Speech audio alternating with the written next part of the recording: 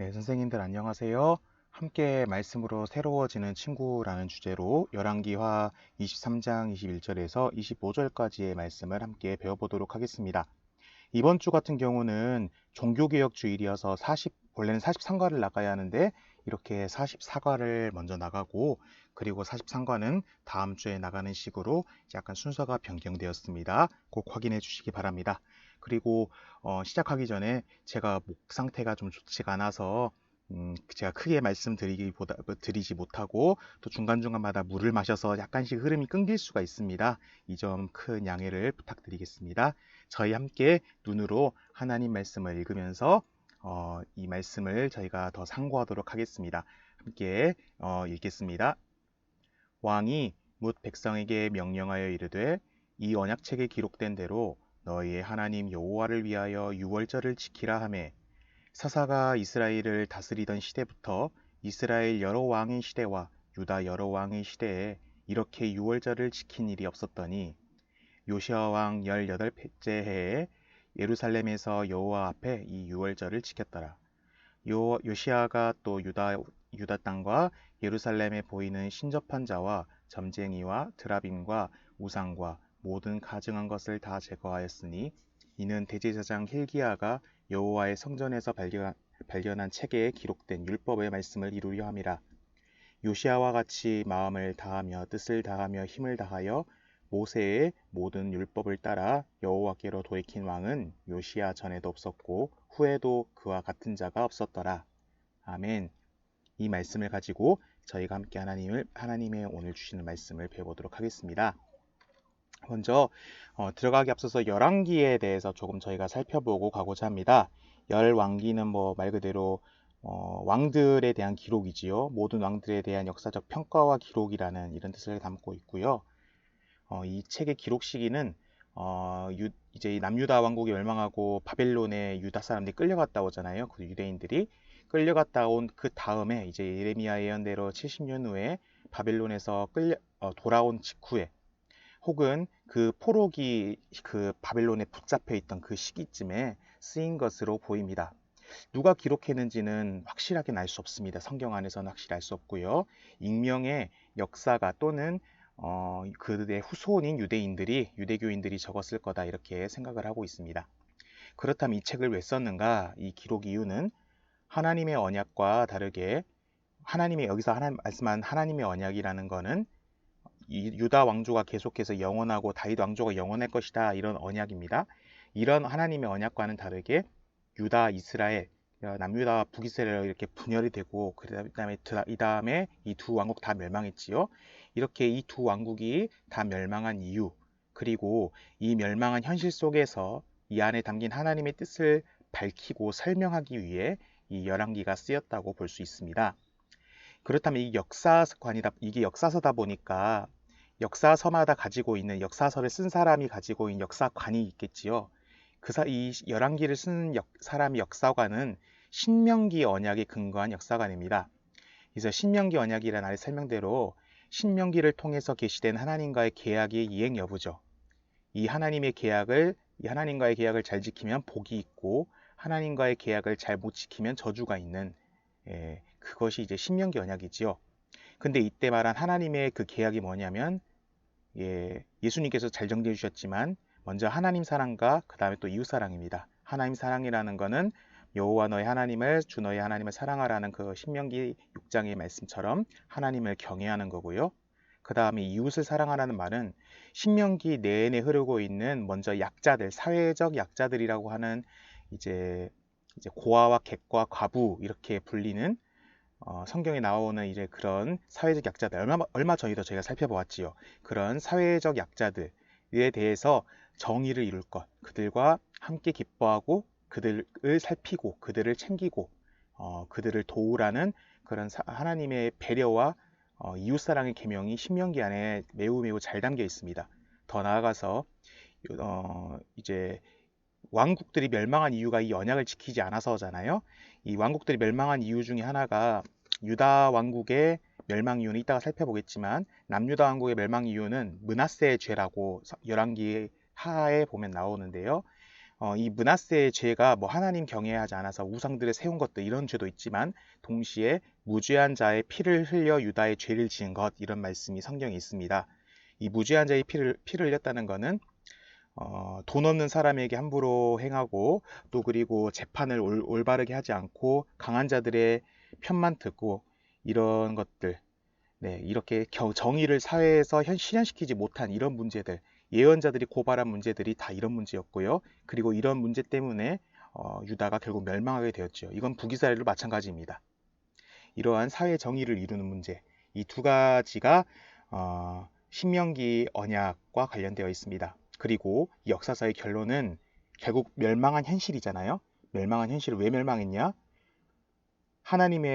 하나님과 맺었던 그 언약을 우리가 지키지 않았기 때문에 멸망했으니까 다윗 왕조가 영원할 것이라는 그 하나님의 언약도 우리가 먼저 언약을 깼으니까 그냥 유대인들이 먼저 왕국들이 그 언약을 깼으니까 그 다음이 그 하나님 말씀도 이루어지지 않은 것이다 이렇게 설명하며 왕위의 영속성은 언약의 이행 여부에 있다 이렇게 말씀합니다. 그러면서 이제 이 말씀이 이것들이 잘 나타나는 게 열왕기상 2장 1절에 4절, 그다음 6장 11절에 13절, 그다음 9장 1절에서 9절 여기까지 말씀인데 다윗이 솔로몬에게 남겼던 유언에서도 이 말이 잘 나타나고요. 이런 것이 그 다음에 솔로몬이 즉위할 때 예언자들이 했던 말이나 아니면 이제 솔로몬 말년에 가서 솔로몬이 죽을 때쯤에 하나님께서 솔로몬이 말년에 죽기 전에 이제 이방 사람들과 결혼하면서 우상들 숭배를 허용하잖아요. 그러면서 하나님께서 이제 왕국이 분열될 것이다 이런 심판의 말씀 내리시는데 이런 것들 안에서 보면 하나님과의 계약의 이행 여부가 왕위의 영속성과 관련이 되어 있다. 이것을 결론으로 하며 이 열왕기 상하는 원래는 한 권의 책이었습니다. 그렇지만 너무 길기도 하고 그래서 상과 하로 이렇게 나왔지요. 하여튼 그렇게 이 왕의 영속성은 이 열왕기를 쓴 사람은 하나님과의 언약의 이행 여부에서 왕의 영속성을 찾았다는 걸로 결론을 내었습니다. 그리고 이 열왕기를 잘 읽어보시면 선생님들께서도 발견할 수 있으실 텐데요.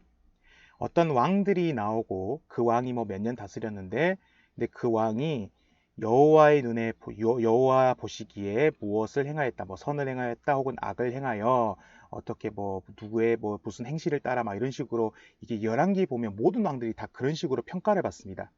이거를 왕들의 평가 본문이다 이렇게 말을 하는데요. 이 왕들의 평가는 어떤 특정한 모델과 비교해서 그 왕의 즉위쯤에 이제 즉위를 기록할 때쯤이나 아니면 그 왕이 죽을 때쯤에 그것을 기록합니다. 이 평가에 대한 말을. 그리고 남유다 왕국의 모델은 이제 선한 왕의 모델로 다윗이 있고요. 그 다음에 근데 북이스라엘은 다 악한 사람들밖에 없어가지고 그래서 모델이 악한 사람인데 그 악의 기준이 어디냐면 여로보암입니다. 먼저는. 그리고 나중에 가면 아합까지 여기에 끼어듭니다. 그래서 이제 왕들을 쭉 제가 목록은 다 정리하지 못하고 우선 대충 명수만 이렇게 적어놨는데요. 남유다 왕국은 11명이 모두가 악한 왕으로 이제 평가를 받고요. 그러니까 다윗과 같이 않게 악을 행했다 이런 식으로 나오겠지요. 그 다음에 7명은 이제 여호와 보시기에 선을 행하였지만 근데 이 사람들이 평가받을 때 일부 선하다는 이유는 산당들이나 어떤 우상들을 제거하지 않았기 때문에 그런 것들을 이제 약간 흠으로 가지고 있다 이런 식으로 언급이 됩니다. 그리고 오직 완전하게 선해서 다윗처럼 행한 사람이 누구냐면 이런 평가를 받는 사람이 딱 2명이 나오는데 히스기야와 요시야 뿐입니다. 그 외에는 모두가 흠을 가진 평가를 받거나 아니면 완전히 악하다는 평가를 받았습니다. 그리고 북이스라엘은 모두가 악한데 딱 1명을 제외하고 그게 누구냐면 예후입니다.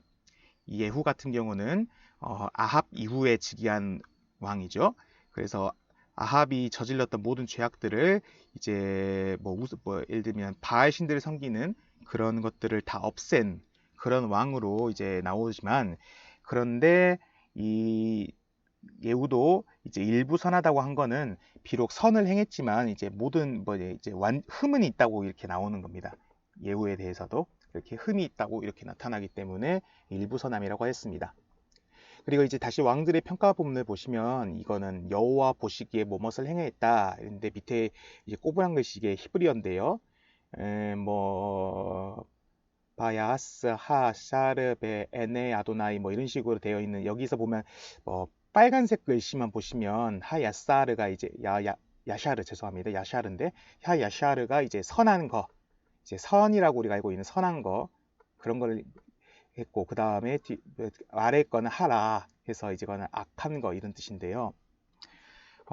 근데 이게 보면 제가 이거를 가져온 이유가 이게 왕들의 평가본문 나오기 때문에 가져온 것도 있겠지만, 이게 직역을 하면 옆에 써놨는데, 그가 여호와의 눈에, 주님의 눈 안에 선을 행했다, 악을 행했다.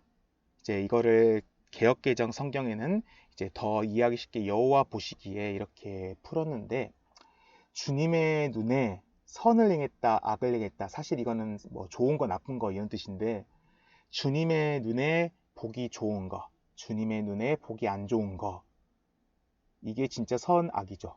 내가 내 눈에 좋은 거, 내 눈에 악한 거가 선악이 아니라. 그래서 저희가 선, 악이라는 기준을 판단할 때 저희가 기준이 참 되게 쉬운데, 사실 그거는 하나님께 결국은 달려있기 때문에, 우리한테 아무리 악한 것처럼 보이는 것이라도 그것은 하나님 보시기엔 선일 수도 있는 거라는 거. 그래서 사실 저희는 선과 악을 판단할 수 있는 근거는 없고요, 저희한테. 저희가 그것을 알 수 있는 방법은 하나님께 기도함으로써 그분의 뜻을 물을 때에만 저희가 알 수 있다는 거, 이런 묵상이 이제 들어서 선생님들과 나누고자 좀 가져왔었습니다. 네, 계속 가서 이제 요시아입니다. 오늘 저희가 읽은 본문이 요시아에 대한 본문인데요.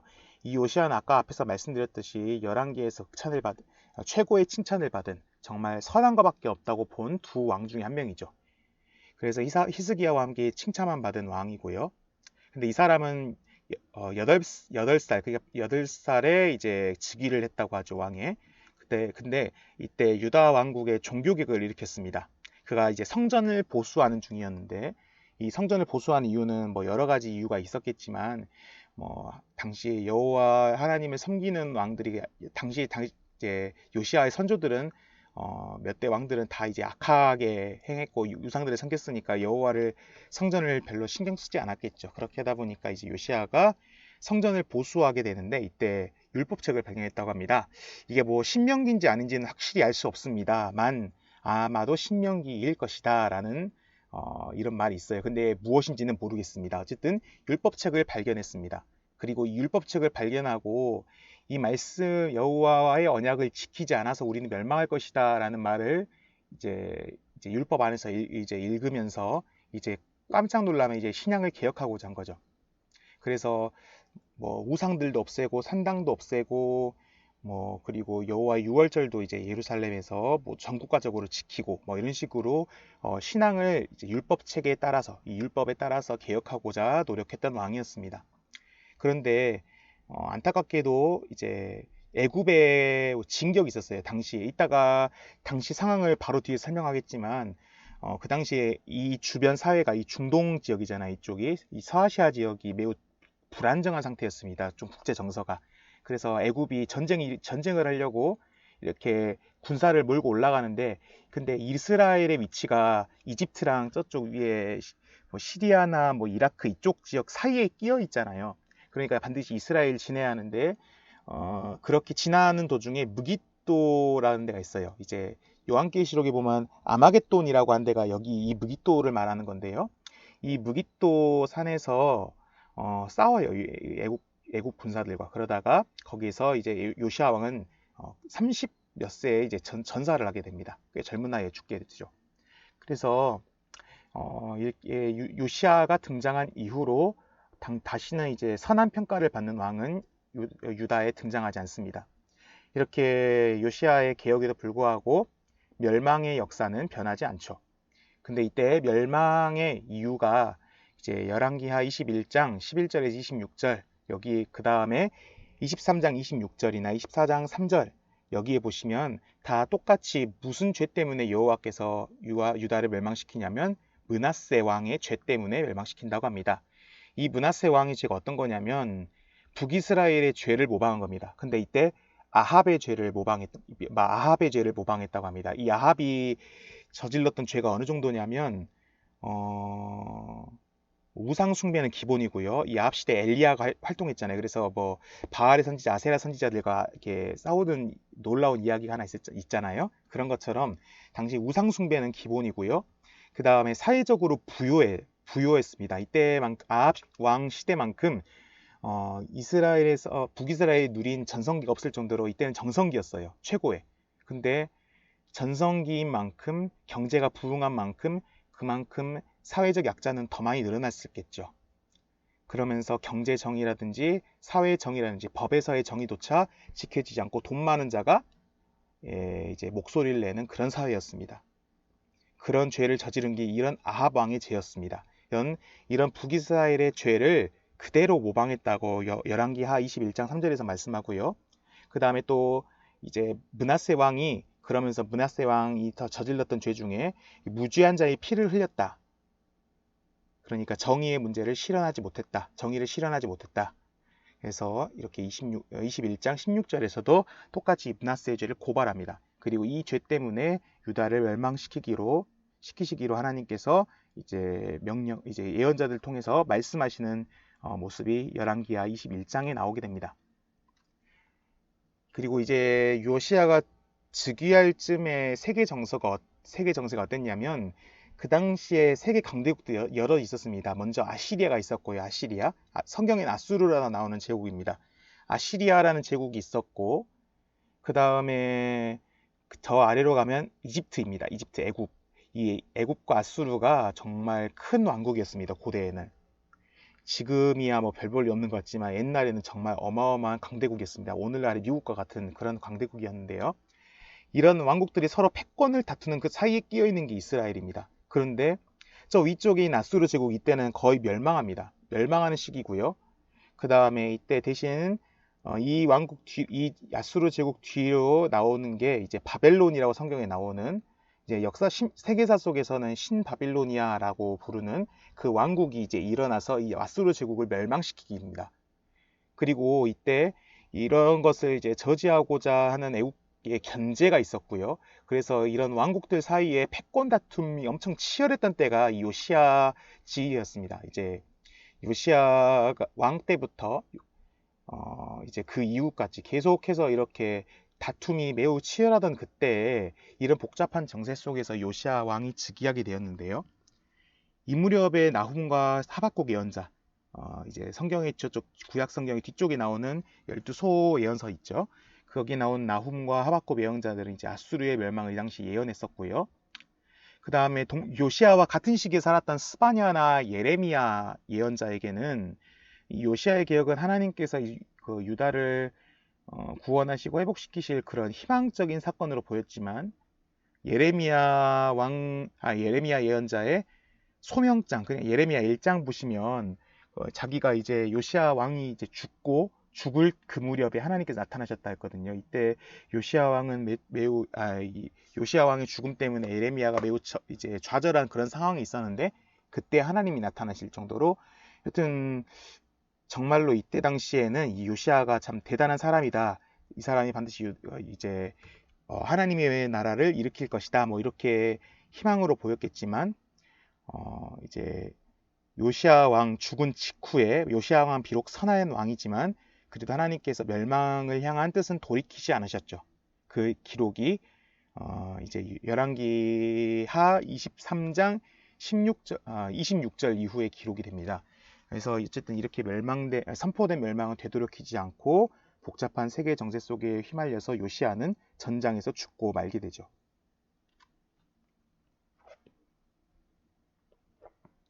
그래서 이제 오늘 말씀을 저희가 좀 자세히 살펴보고자 합니다. 이제 요시야 왕이 유월절을 지켰다는 말씀을 저희가 먼저 봤을 텐데요. 이 여호와를 위하여 유월절을 지켰다 뭐 이렇게 나오는데 이 유월절이라는 게 출애굽 때부터 계속 되어 온 명령이었죠. 그리고 그것을 지킨 건데 이 유월절을 지키라는 명령은 구약 성경 율법서도에 진짜 모든 책마다 다 나옵니다. 정말로 중요한 거죠. 하나님의 구원 역사를 기억하는 그런 거니까 우리로 치면 부활절을 지키는 겁니다. 이 유대교한테는.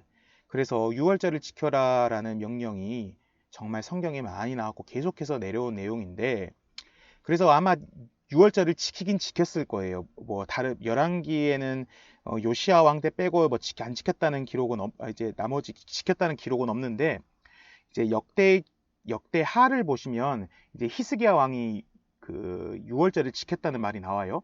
그래서 아마 모두 유월절을 지키긴 했을 겁니다. 그런데 요시야처럼 유월절을 지킨 왕이 없을 거다, 이렇게 막 하더라고요.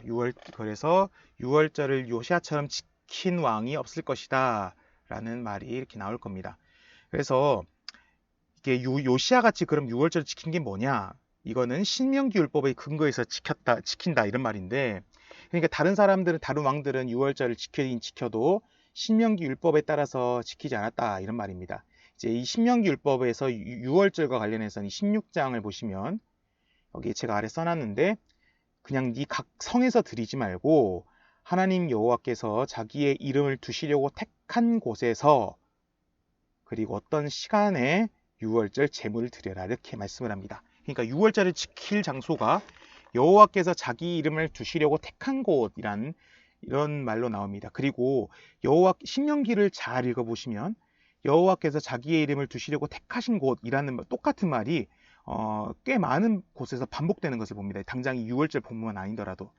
여튼 이곳에서 여호와께서 자신의 이름을 두시려 택하신 곳에서 이렇게 예물 드려라 인데, 이 말은 이제 유월절 같은 경우는 이제 특히 이 여호와께서 다시 자기의 이름을 두시려고 택한 곳이 어디냐면 이제 성전이죠. 정확히 말하면 성전인데 그 성전이 있는 예루살렘을 말하는 겁니다. 그 예루살렘에서 지켜라는 건데, 아마도 당시 왕들은 예루살렘에서 지키는 사람도 있고 아니면 저기 뭐 다른 각 성읍마다 지킬 거예요. 아마 내게 주신 각 성에서 드리지 말고 이렇게 말을 하잖아요. 신명기에서. 그런 것처럼 자기들이 살던 그런 곳에서 그냥 유월절을 지켰던 것으로 보입니다. 그리고 출애굽기를 보시면 유월절을 어떻게 지키냐면 가족끼리 드려요.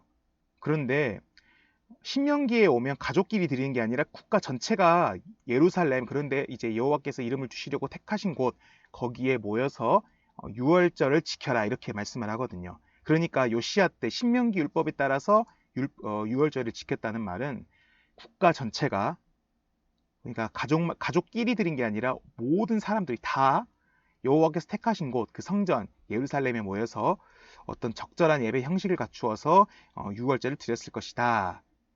이게 바로 요시야 때 드렸던 유월절이다 이렇게 말하는 겁니다. 그래서 이런 것으로 봤을 때 요시야의 개혁이 신명기 율법에 따라서 진행된 것임을 보여준다 이렇게 할 수 있겠습니다. 이런 이유 때문에도 요시야가 성전에서 발견한 율법책이 신명기가 아니었냐 뭐 이런 말이 나오는 거겠죠.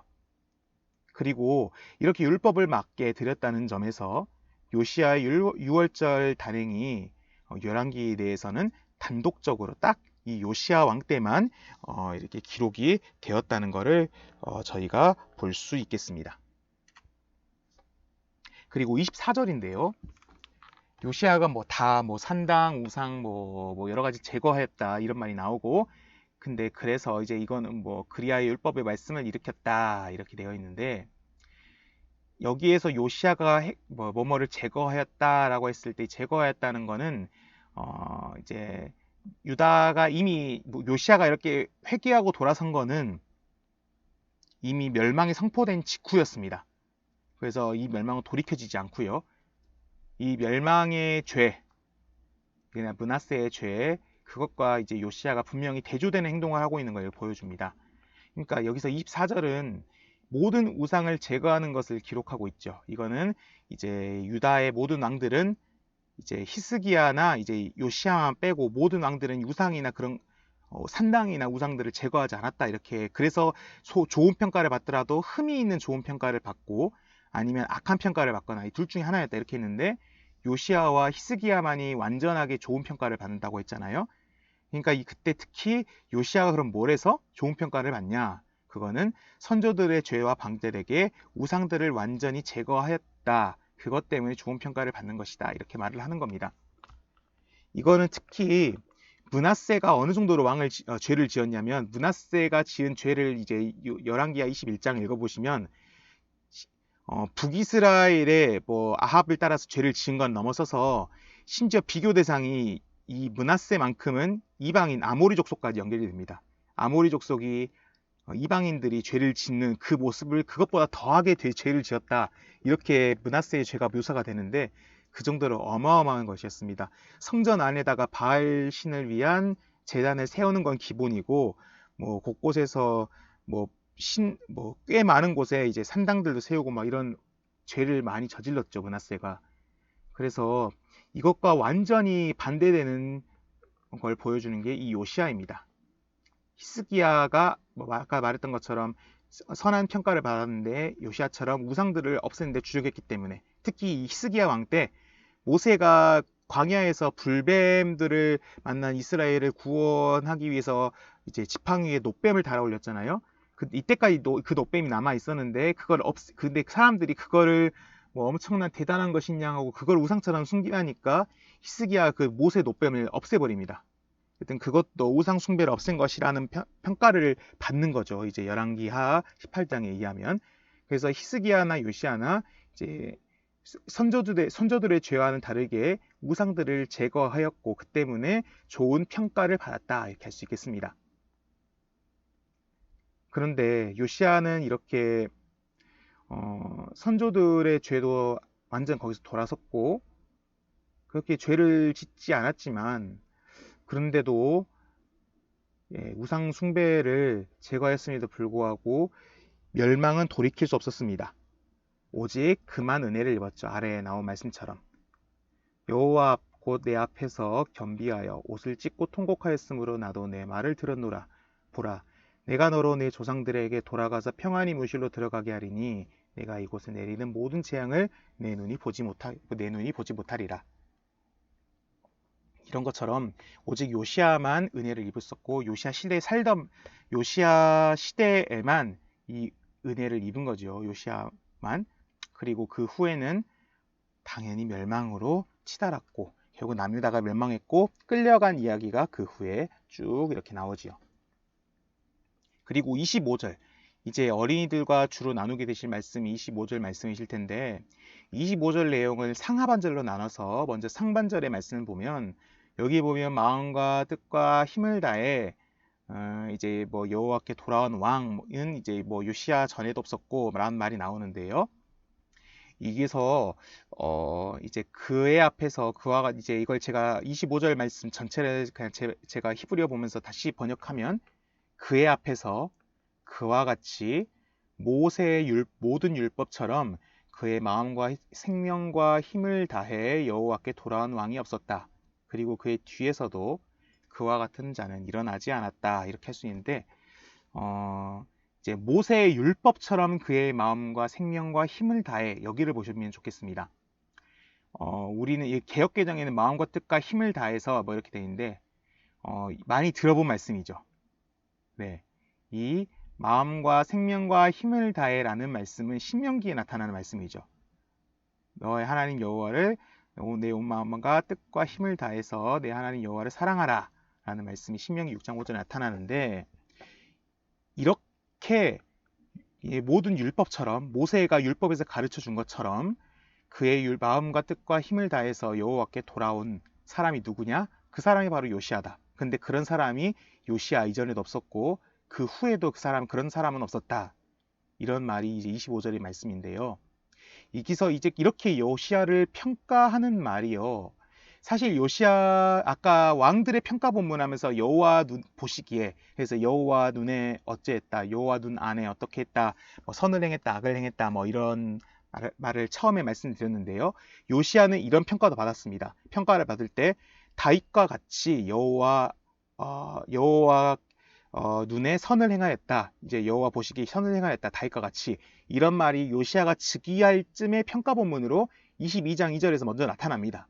한 번 나타났는데, 그런데 이렇게 오늘 지금 읽은 25절의 말씀에서 또다시 이렇게 요시아에 대해서 평가하는 말이 또 나와요. 이렇게 두 번 평가 나온 거는 요시아 말고는 없습니다. 다윗이 뭐 열왕기 전체에 걸쳐서 여러 번 평가를 받는데, 좋은 왕으로 평가를 받는데, 그것 이외에 두 번의 평가를 받은 건 요시아가 전부입니다. 히스기야도 이러진 않습니다. 히스기야는 딱 한 번 받았습니다. 하여튼 이렇게 요시야가 두 번의 평가를 받을 만큼 열왕기 내에서 무척이나 중요한 인물로 나타나는 겁니다.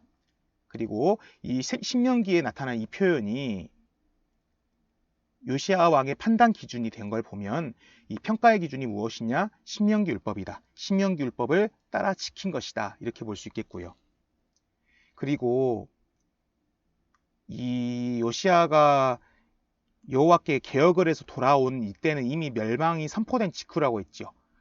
그러니까 이미 멸망 확정입니다. 그런데도 이 말씀, 그런 율법이죠. 여기서는 그 율법을 따라 우리를 말씀으로 하면, 우리의 기준으로 하면 말씀을 따라 여호와께 돌아오는 게 얼마나 중요한 것인가 교훈합니다. 비록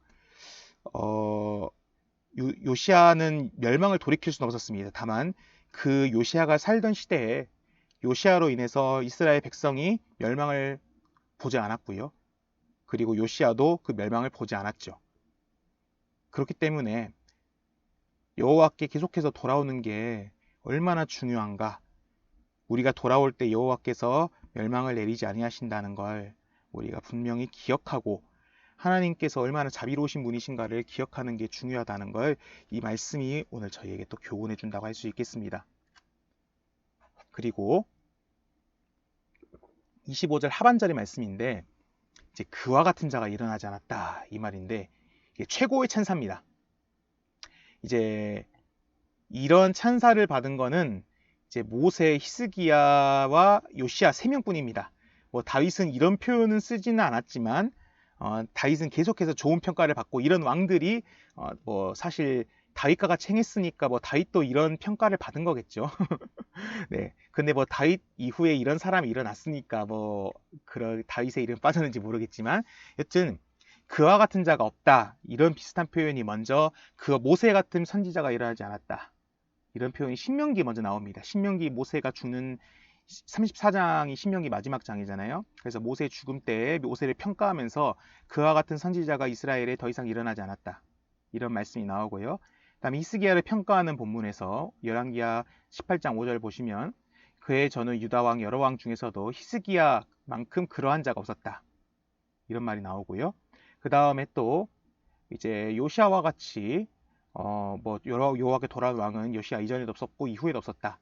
히브리어로 카모후라는 표현인데 이런 표현을 공통적으로 쓸 만큼 모세에 버금가는 히스기야는 요시야는 정말 모세에 버금갈 정도로 훌륭한 사람이다. 그리고 그 사람들은 모두 모세 율법을 따라 다윗처럼 행한 사람들입니다.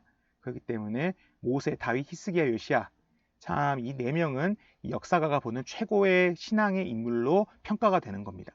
특히 그 중에서 히스기야와 요시야가 있다면 평가를 2번에 걸쳐서 받은 요시야가 더 좋은 평가를 받은 사람으로 볼 수 있겠죠.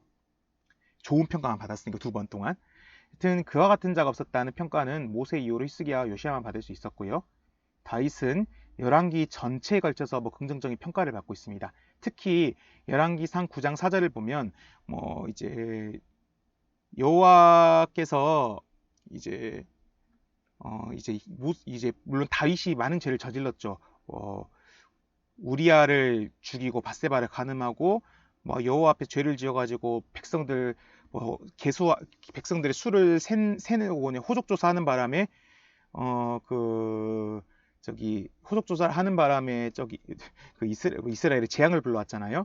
그런 것처럼 뭐 다윗이 다 잘한 건 아닙니다. 다 잘한 건 아니고 죄도 많이 지었지만 그런데 그가 잘한 이유, 그가 좋은 평가를 받고 열왕기 전체에 있어서 이런 선한 왕들의 모델로서 다윗과 같이 행해서 선을 행했다 이렇게 쓰일 수 있는 이유가 평가를 받을 수 있는 이유가 다윗이 여호와께 돌아온 아까 저희가 앞에서 봤던 이 말씀을 따라서 여호와께 돌아오는 거 바로 그게 다윗이 했던 거죠.